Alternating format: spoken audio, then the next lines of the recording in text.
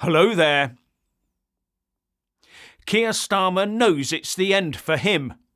He's hunkered down in his number 10 bunker and has declared he will fight any plot to dethrone him. While the rest of us just want a government that will run the country competently.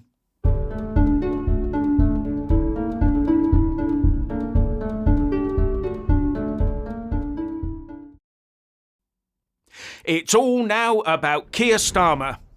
Number 10 has come out fighting, basically declaring that the Prime Minister will battle all the way to retain the keys to number 10.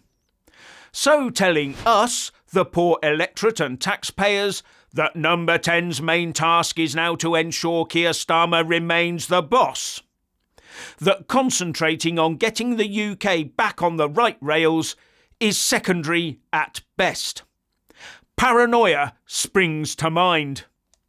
The sooner this sorry clown and his rabble of a party are thrown out of Parliament and government, the better for all of the rest of us. Can we really wait until 2029 for change? I'm of the opinion Starmer and Labour will be long gone by then. Has it ever occurred to those people in the Westminster bubble that the best way to be happy as a political leader and stay in post is to do what the majority of the people who vote and pay for your wages want you to do? No, it seems not. They are more intent on obeying whatever orders emanate from the murky world of the Davos World Economic Forum, the day-by-day discredited organs of the United Nations and the Council of Europe's ECHR.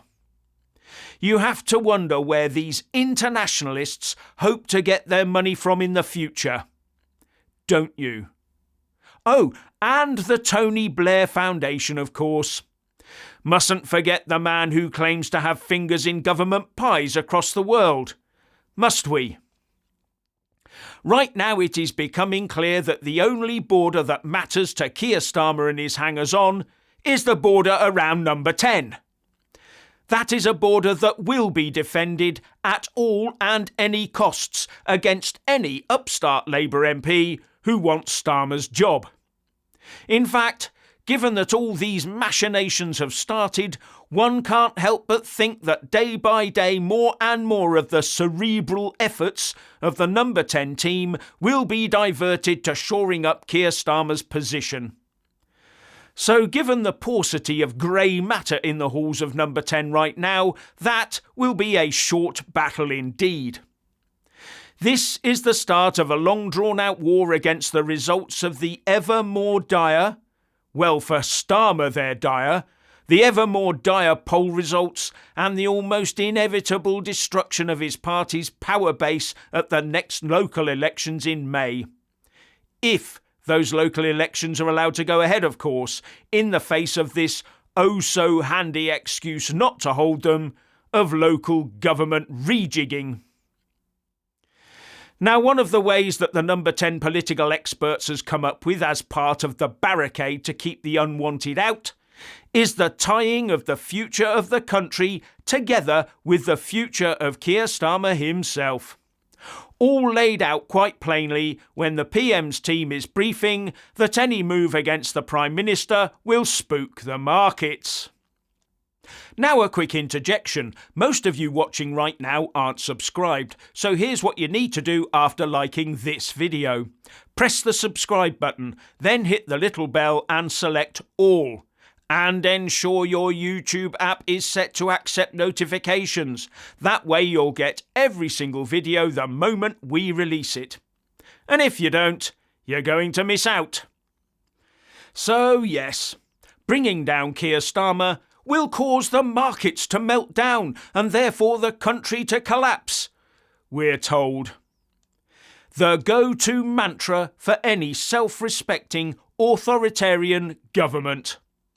Terrorise the people into thinking they have no choice but to accept the status quo at the top.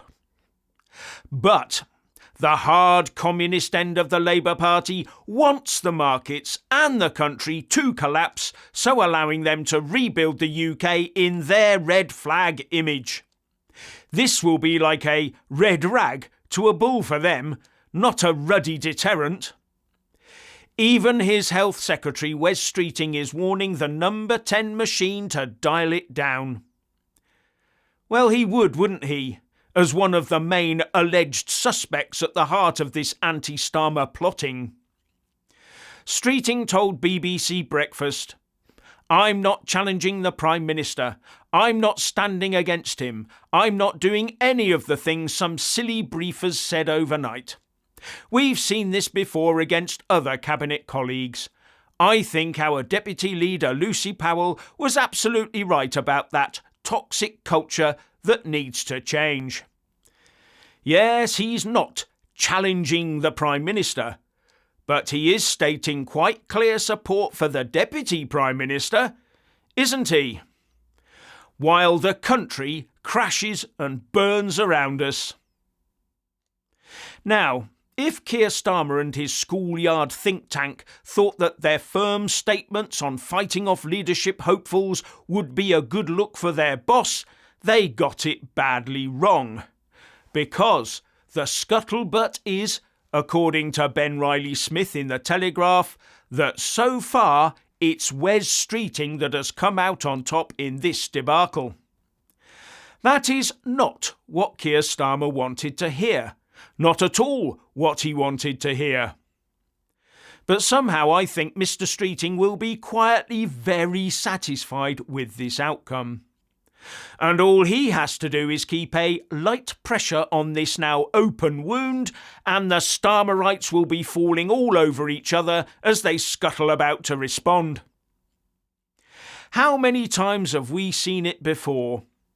After open talk in the ranks turns to the leader's position, how long do they really have before someone else is measuring up for new curtains in number 10? But, as entertaining as all of this is, it comes at a steep cost for the rest of us. Because while our political class ponders on its own navel, hopelessly casting about for some mechanism to keep them in power, our open borders remain a welcome mat for all from around the planet to trample on. Our tax money still gets squandered away every single day. People who hate Britain and the Brits gain ever more power in the UK. Our failing public services flounder about in their DEI death throes.